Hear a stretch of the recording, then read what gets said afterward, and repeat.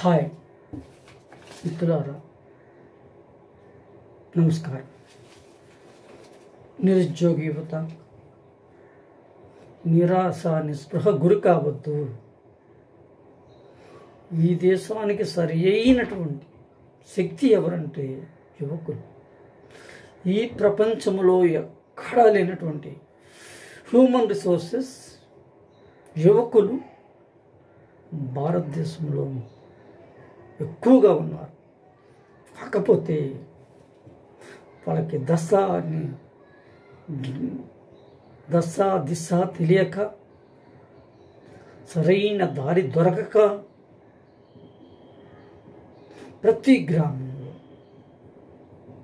ఏదో ఊరు చివరి పాఠశాల దగ్గర అందరూ కలిసి కాలక్షేపం చేసుకోవాల్సిన పరిస్థితి. గ్రామాల్లో అయితే, పట్టణాల్లో అయితే పార్కులకు వెళ్ళి అక్కడ కూర్చుని వాళ్ళ భవిష్యత్తు కోసం అక్కడ ఎవరికీ చెప్పుకోలేని ఆవేదన, వాళ్ళలో వాళ్ళు యుద్ధం చేస్తున్నారు.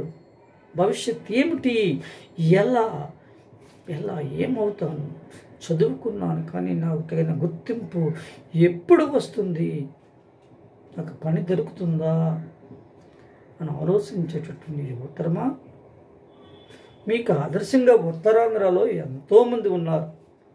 ఉదాహరణకి సాక్షాత్ చంద్రబాబు నాయుడు గారు కుప్పమ్మ గ్రామంలో పుట్టి సామాన్య రైతు. ఆయన తీసుకున్న నిర్ణయం ఏమిటో తెలుసా? రాజకీయ నాయకుని కావాలి, కలెక్టర్ అయితే ఒక్క జిల్లాకే అవుతాను, నేను ముఖ్యమంత్రిని అయితే మొత్తం ఈ రాష్ట్ర భవిష్యత్తును మార్చేస్తాను అనుకుని సంకల్పం గట్టిదై 3 రాష్ట్రాలకే కాదు, ఆయన సీనియర్ మోస్ట్ ముఖ్యమంత్రుల్లో ఒకరు. అలాగే ఐటీ హబ్ ఆయన సృష్టి, ఆయన విభజన కింద నమస్కారం. లోకేష్ బాబు ఏమంటారు? లోకేష్ బాబు తెలుగు రాదా? ఎక్కతాళి చేస్తారా? నవ్వులే పువ్వులు అవుతాయి అన్నట్టు ఆయన తండ్రికి మించిన తనయుడు అయిపోయాడు అన్ని రంగాల్లో. ఆయన ఈరోజు మాట్లాడితే మొత్తం డేటా, సాఫ్ట్వేర్ డేటా అలాగే డేటా అంతా వచ్చేస్తుంది. ఆయన మీకు ఆదర్శం కాదా? ఇంకా చెప్తాను, విజయనగరం ఒకనాడు రారాజులు ఎన్నో శతాబ్దాల కాలం నాటువంటి రాజులు పరిపాలించినటువంటి విజయనగరం, ఆంధ్రప్రదేశ్లో ఉన్నటువంటి విజయనగరం పెద్ద కోట, ఒక మ్యూజిక్ కాలేజ్, ఒక ఎంఆర్ కాలేజ్, ఎంఆర్ హాస్పిటల్, మొత్తం అంతా రాజుల సామ్రాజ్యం అది. అలా వంశం చక్రవర్తులు ఎక్కడి నుండి నాకు తెలిసి సింహాచలం వరకు భూములన్నీ వాళ్ళవే. ఈరోజు విజయనగరం మార్కెట్ అంతా వాళ్ళదే. విజయనగరాన్ని, కోటని బ్రిడ్జికి దానం చేసేసారు. వాళ్ళు కాకుండా కొత్తగా బొత్స సత్యబాబు గారు కాలేజీ ప్రెసిడెంట్గా రాజకీయాన్ని మొదలుపెట్టి ఎన్నో పదవులను వరించారు. ఎన్నో మంత్రి పదవులు, తర్వాత ఎంపీ, తర్వాత ఉమ్మడి రాష్ట్ర కాంగ్రెస్కి, ఆంధ్రప్రదేశ్ కాంగ్రెస్కి అధ్యక్షులు. చిట్టులో తప్పిపోయింది ముఖ్యమంత్రి పదవి. వ్యాపారవేత్త, స్నేహశీలి. ఆయన కాదా మీకు ఆదర్శం? ఆయన కూడా చిన్న స్థాయి నుండి గొప్ప స్థాయికి ఎదిగారు. మరి స్వామి గారు, వీరభద్ర స్వామి గారు, నేను అదే కాలేజీలో చదువుకున్నాను. ఆయన చూస్తేనే నాకు భయం. కాలేజీ నుండి ఆయన రాజకీయం మొదలై సాక్షాత్ విజయనగరం రాజులు ఉన్నటువంటి విజయనగరంలో ఆయన ఎమ్మెల్యేగా గెలిచి ఆయన స్పీకర్గా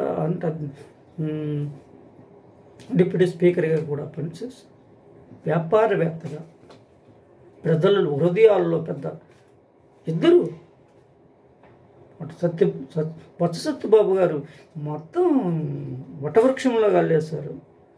ఈయన కూడా వ్యాపారవేత్తగా ఆ పట్టణాన్ని విజయనగరం పట్టణం చెప్తే వీళ్ళ పేర్లు వినిపించేటట్టు వాళ్ళని వాళ్ళే గొప్ప శక్తిగా మార్చేసుకున్నారు. వీళ్ళు కారా మీకు ఆదర్శం? తరువాత అంటాను, ఒక టీచర్గా తన ప్రస్థానం మొదలుపెట్టినటువంటి మన సాక్షాత్తు మన హోమ్ మినిస్టర్ గారు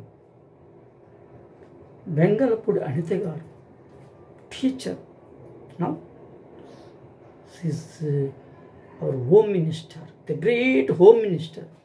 ఈమె కాదా మనకు ఆదర్శం? కొండపల్లి పడితిన్నాడుగా ఒకనాటి చిన్న రైతు ఇంతంతై ఒటుడంతైనట్టు ఆ రైతు చదువు లేకపోయినా పెద్ద వ్యాపార సామ్రాజ్యవేత్త, అనేక బస్సులను కొన్నారు. తరువాత జిల్లా చైర్పర్సన్, ఆయనకు చదువు లేదు కానీ ఎంపీగా ఢిల్లీలో కూర్చున్నారే, అది కాదా ఎదుగుదల? వాళ్ళలో ఏముంది, మనలో ఏమి లేదు. ఈరోజు వాళ్ళ మనవడు గారు కొండపల్లి శ్రీనివాసరావు గారు, ఆయన మంత్రివర్యుడు, ఆయన యుఎస్లో ఎంఎస్ చేసిన ప్రజాసేవను ఎంచుకుని మనలాంటి వాళ్ళకి ఆదర్శంగా నిలబడ్డారు. పోదాం, శ్రీకాకుళం వెళ్దాం. శ్రీకాకుళం వెళ్ళినట్టయితే కింజరపు రామ్మోహన్ నాయుడు గారు పార్లమెంట్లో వక్త, ముఖ్యమంత్రి గారి చేత, ప్రధానమంత్రి గారి చేత, ఏకంగా భారతదేశంలో ఉన్న ప్రతి ఒక్కరికి కూడా ఆయన మాటల ద్వారా, ఆయన చేతుల ద్వారా ఇన్స్పిరేషన్గా నిలబడినటువంటి రామ్మోహన్ నాయుడు గారు మనకు ఆదర్శం కాదా? వాళ్ళ పినతండ్రి అచ్చెన్నాయుడు గారు మంత్రివర్యులు, ఆయన మనకు ఆదర్శము కాదా? మిరాకిల్ మన లోకం ప్రసాద్ గారు సముద్ర ఒడ్డున ఒక నీటి బిందువులో చేరి ఆ సముద్ర ఒడ్డున పెద్ద సామ్రాజ్యాన్ని సృష్టించారు. Miracle college, miracle software company, అనేక వందల ఎకరాలు భూమి. అదే కాదు, ఆయన కంపెనీలు భోగాపురం టు అమెరికా, అంత గొప్పగా ఒక జన్మలో ఎత్తిన వీరి. అలాగే సతీమణి లోకం మాధవి గారు ఎమ్మెల్యేగా, అచ్చ తెలుగు ఆడపిల్లల ఆమె మాట్లాడితే వజ్రాలు రాలేటట్టు. ఆమె కాదా మనకు ఆదర్శం? మీకు ఎవరు కావాలో చెప్పండి, ఎందుకు నిరాశపడాలో చెప్పండి. ఒక జిఎంఆర్ గ్రంథి మోహనరావు గారు వ్యాపారవేత్త, ఎయిర్పోర్టులు కన్స్ట్రక్షన్, ఢిల్లీ, హైదరాబాద్, ఇప్పుడు విశాఖపట్నం, అనేక దేశాల్లో కూడా ఆయన ఎయిర్పోర్ట్లు కడుతూ అనేక మందికి ఉద్యోగాలు ఇచ్చుకుంటూ ఆయన ఉద్యోగాన్ని కాలతన్ని ఉద్యోగాలు ఇవ్వాలనుకున్నారు. ఆయన కాదా మీకు ఆదర్శం? సిఎంఆర్, ఆయన బిగ్ వ్యాపారవేత్త, బిజినెస్, ఆయన డబ్బుని సృష్టికర్త.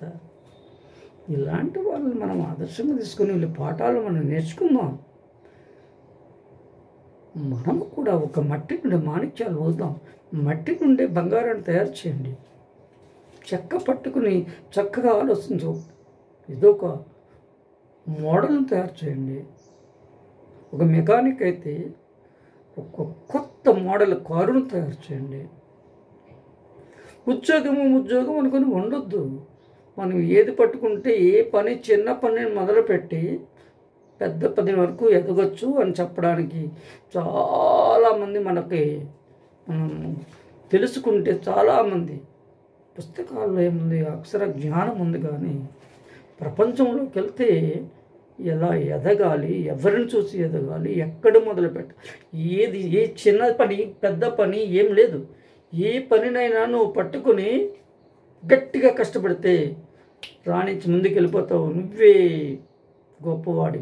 ఇలా గొప్పవాడు దాగి ఉన్నాడు, ఎక్కడో నిరాశ చెంది బడుల దగ్గర ఊరవతలో పార్కుల్లో కూర్చొని అనవసరంగా టైం వృధా చేయకండి, డబ్బును సంపాదించండి.